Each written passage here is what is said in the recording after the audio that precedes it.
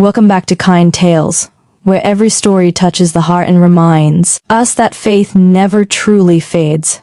It only waits to be found again. If you're new here, please subscribe, like and share, because your kindness helps this light reach others. Today's story is about waiting, faith, and the mysterious timing of grace. It's called He Waited for Hours at the Café.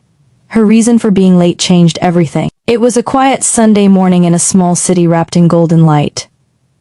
The streets were calm, the world still half asleep. Inside a little cafe on Oakwood Street, a man named Daniel sat by the window, his hands folded around a cup of coffee that had gone cold.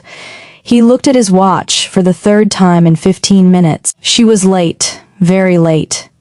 He smiled weakly at the waitress who passed by.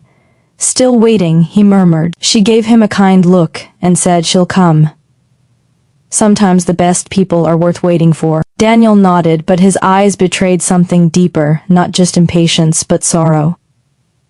He wasn't just waiting for a person. He was waiting for peace, for meaning, for something to fill the hollow ache that had lived inside him for a year. A year ago, Daniel's younger sister, Anna, had died in a car accident. She was his light, his laughter in dark times, his reason to believe that life was good. Before she passed, she had made him promise something simple but impossible. Never stop believing that everything happens for a reason.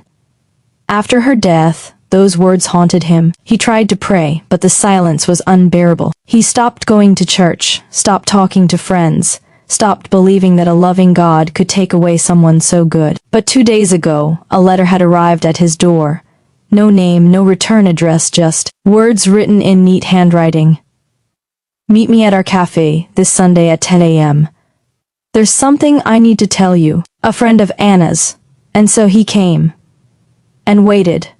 The clock struck 11. People came and went. Families, couples, old friends. The smell of coffee and bread filled the room. Yet Daniel felt nothing but emptiness. He thought of leaving several times. But something, a soft voice deep inside him, whispered, "Wait." He sighed, took out his old Bible, and flipped it open. The pages were still marked by Anna's favorite verse. "Be still, and know that I am God." Psalm 4:4-6-10. He smiled faintly. Be still. Maybe that's what this was. Not punishment, but preparation. The door opened around noon, and a young woman stepped in. Slightly out of breath, clutching a small box in her hands, her eyes searched the cafe until they found him. "You must be Daniel," she said softly. "I'm sorry for being late." He stood, surprised. "It's all right. You're the friend of Anna's?" She nodded. "My name is Clara. We met in the hospital where she stayed. I was volunteering there." Her voice trembled, but her eyes carried kindness. She sat down, placed the box on the table, and whispered, "I didn't know how to start. I almost didn't come." Daniel leaned forward. "Why now? Why reach out after all this time?" Clara took a deep breath. "Because today I finally understood what she meant." She pushed the box toward him. "Anna told me to give you this when the time was right."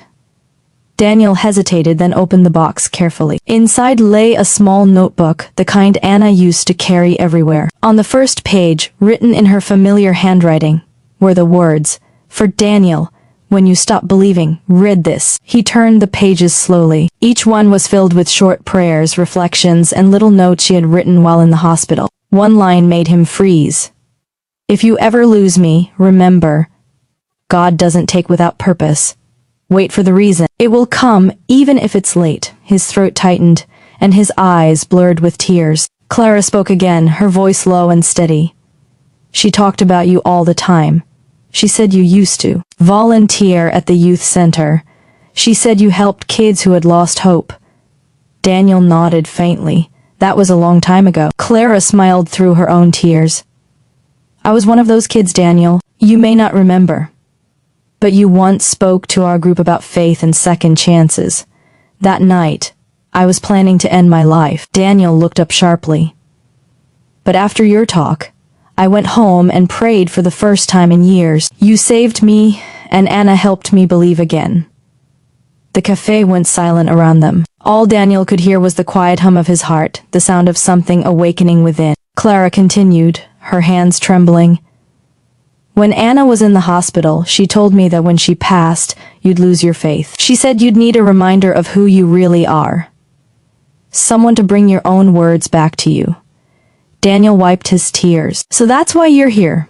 She nodded. I was late today because I was at the hospital volunteering again. In her memory, Daniel smiled weakly. She'd love that. Clara's eyes glistened. She'd be proud of you too. You kept your promise, even if it took time to remember it.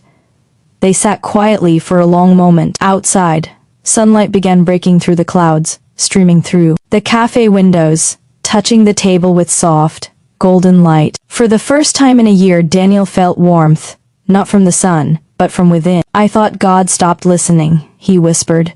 Clara shook her head gently. Sometimes he's just waiting for us to sit still long enough to hear him. He smiled, eyes glistening. Be still and know, she finished softly, that he is God.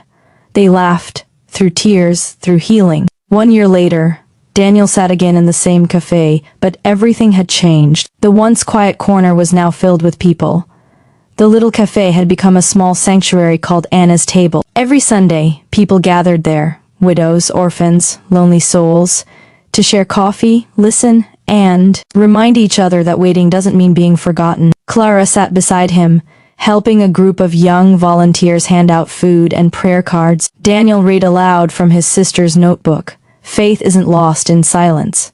It grows in it. He looked up and smiled at the people around him. This place exists because one person believed that even delays have divine purpose. The crowd was quiet, listening, hearts softening. Narrator. Warm, spiritual tone. Sometimes the things we wait for are not meant to test our patience, but to prepare our hearts. Sometimes God's silence is not absence. It's alignment. He is shaping, healing, and arranging the right moment for everything to fall into place. So if you're waiting for peace, for love, for an answer, don't despair. Maybe what feels like a delay is actually grace in disguise.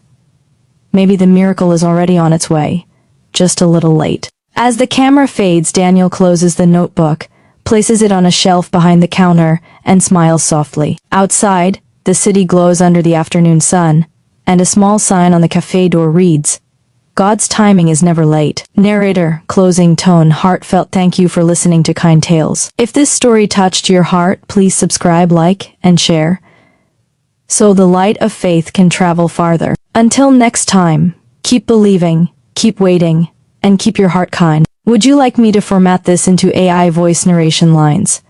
With tone tags like soft pause, emotional break, gentle reverb, cue.